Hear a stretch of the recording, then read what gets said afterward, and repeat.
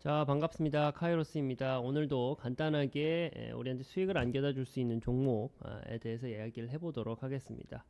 일단 제가 가져온 재료는 원자력 발전과 관련된 재료를 가지고 왔어요. 항상 제가 말씀을 드리지만 시장에서 돈이 모일 수 있는 재료를 좀 집중을 하자라고 말씀을 드렸죠.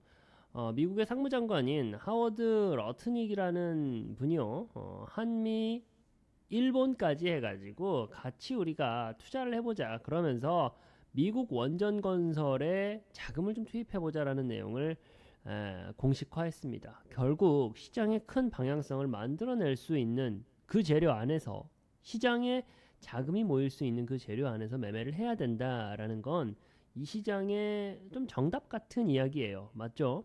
미국 내에서 원전을 건설한다라는 프로젝트가 있을 경우에 대형 원전, 뭐 SMR과 관련된 재료들을 우리가 생각해 볼 수가 있고요. 이 재료들은 AI 데이터 센터와 관련된 부분, 그리고 탄소 중립과 관련된 내용과 글로벌 패권 강화를 추구하는 미국의 이 3박자가 모두 골고루 맞는 내용이죠. 그러다 보니 결국은 갈 수밖에 없는 재료다라는 거고요. 결국은 누가 트럼프가 결국은 누가 미국이 이 글로벌 경제를 끌고 가는 데 있어 가지고 반드시 필요한 게 원전이다. 이 원전 안에서 이렇게 돈이 따라오는 재료 안에서 매매를 해야지만 우리가 좋은 결과를 기대해 볼 수 있다라는 차원에서 접근을 하고 있는 겁니다.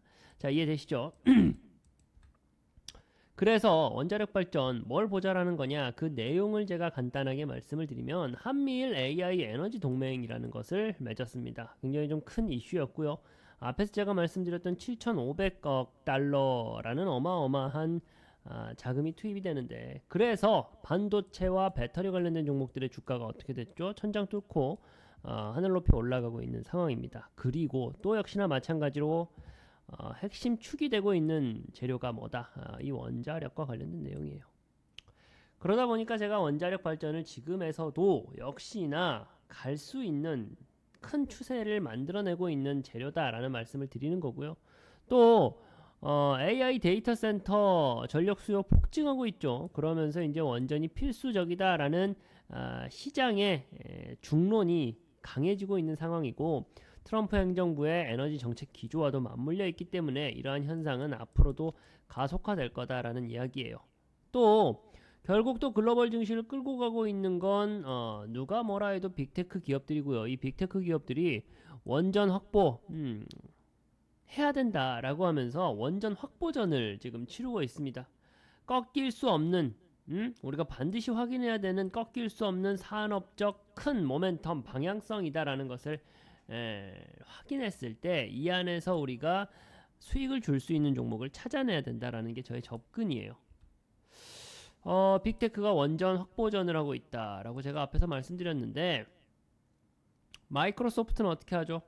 기존에 3마일 섬에 있었던 원전을 가동하기로 이미 독점 계약을 맺었어요. 20년 동안. 결국 가는 방향이다.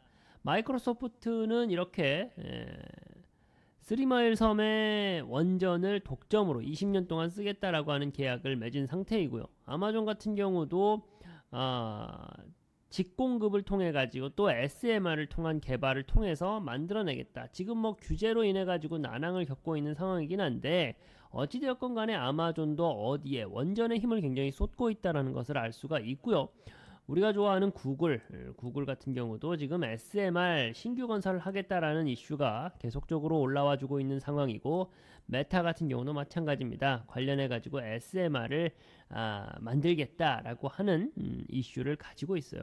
결국 AI 전력이 폭증하고 있다, 또 탄소 중립 압박이 강해지고 있다라는 점들 때문에 이렇게 빅테크 기업들이 원전에 목을 메고 있다라고 생각하시면 되시고요. 이러한 시대적 흐름을 생각해 봤을 때 SMR은 장기적인 기대감을 줄 수 있는 내용이고, 전력망은 단기적인 수혜가 될 수 있다라는 내용이에요. 그런데 제가 뭘 보자라고 말씀드리고 있죠. 이 원자력 발전에 대해서 포커싱을 하자라고 말씀을 드리고 있으니까 장기적인 기대감, 결국 주식시장이 좋아하는 장기적인 주가 상승을 견인할 수 있는 재료가 이 원자력 관련해서 있다라고 우리가 이해하면 될 것 같아요. 그러면서 우리나라가 그럼 한국의 원전이 가질 수 있는 두 가지 수익 모델이 있는데, 첫 번째는 체코 원전이에요.